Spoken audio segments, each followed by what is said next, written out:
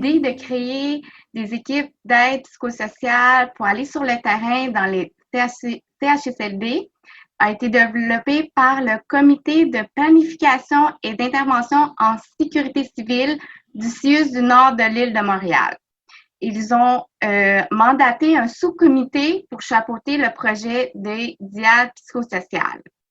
Alors, nous étions à peu près une vingtaine d'intervenants provenant de diverses professions, comme des travailleurs sociaux, hygiénistes dentaires, psychologues et psychoéducatrices, à intervenir auprès du personnel en CHSLD sur les territoires du CIUS du nord de l'île de Montréal.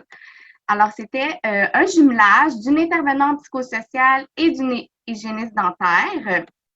Puis, le mandat était vraiment que notre présence en CHSLD était d'écouter le personnel. Alors, vraiment, tout le personnel qui travaillait en CHSLD, les infirmières, les préposés aux bénéficiaires, les secrétaires, les gestionnaires, le personnel d'entretien ménager, de la cuisine, tous les intervenants, éducateurs spécialisés, intervenants en loisirs et les médecins. On allait vraiment parler à tout le personnel en CHSLD pour s'assurer de comment ils vivaient la situation dans le contexte de pandémie. Aussi, on devait transmettre des connaissances en lien avec l'EPI, qui est l'équipement de protection individuelle, et aussi encourager les équipes dans leur travail au quotidien auprès des résidents, malgré le contexte de pandémie.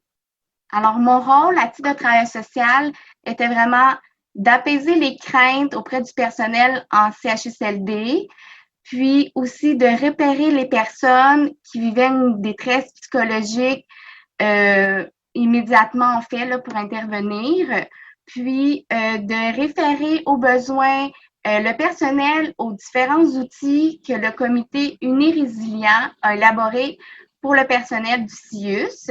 Alors, le comité Unirésilient est composé de différents professionnels qui ont créé des capsules vidéo, des fiches d'intervention aide-mémoire, puis il y avait également une ligne de soutien psychosocial disponible pour le personnel.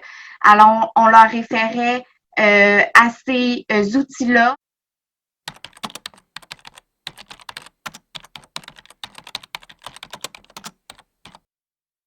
Alors, au début, les principaux besoins étaient vraiment reliés au stress par rapport à comment bien porter l'équipement de protection individuelle, puis aussi beaucoup la peur de contaminer les membres de leur famille à leur retour à la maison.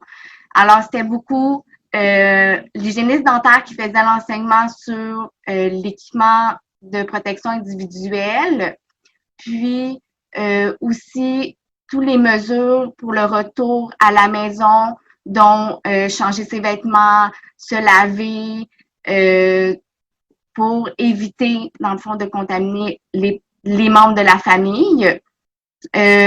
Ensuite, il y a plusieurs employés qui nous verbalisaient ressentir de la fatigue et de l'épuisement au travail parce qu'il y avait beaucoup d'employés qui étaient absents pour cause de maladie. Alors, de mon côté, c'était vraiment beaucoup de leur suggérer soit des activités pour se calmer au retour à la maison, prendre du repos, vraiment bien mettre en place des hygiènes de vie comme bien manger, bien dormir pour essayer de récupérer pour avoir l'énergie nécessaire pour travailler.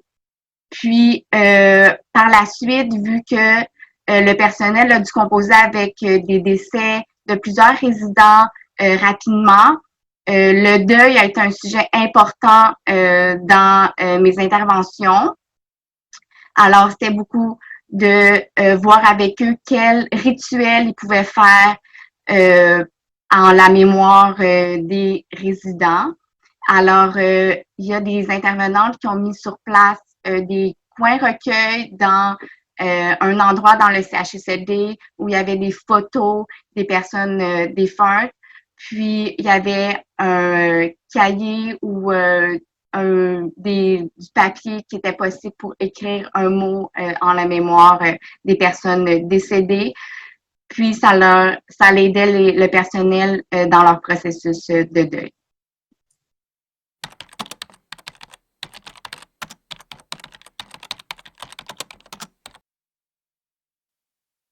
Mon expérience en CHSLD m'a permis de faire rayonner la profession de travailleur social auprès de différents professionnels.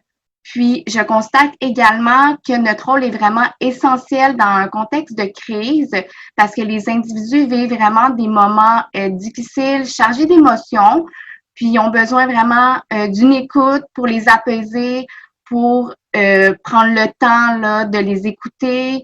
Et dans le contexte de pandémie, c'est important de prendre soin de sa santé physique, mais également la santé mentale qu'il faut vraiment pas négliger.